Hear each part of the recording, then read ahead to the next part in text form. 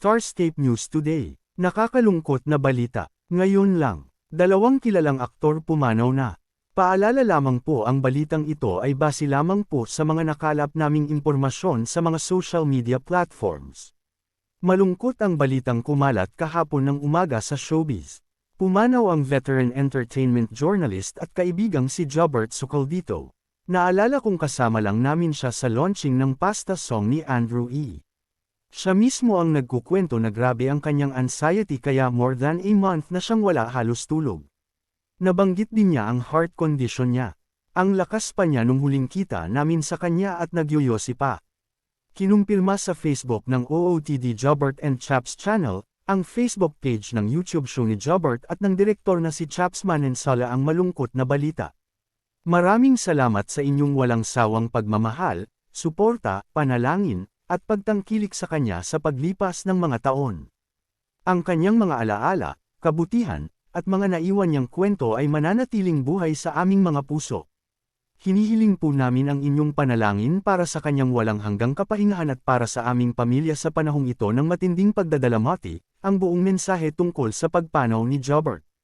Rest in paradise, kapatid na Jobert.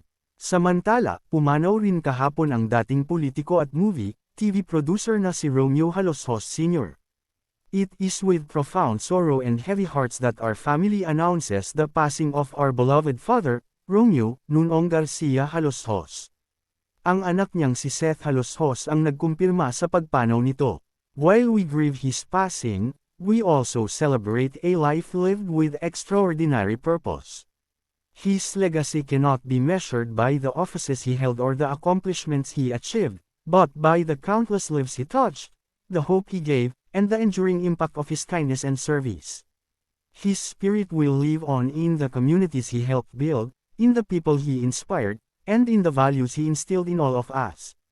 On behalf of our entire family, we extend our deepest gratitude to everyone who has offered prayers, messages of sympathy, and words of comfort during this difficult time.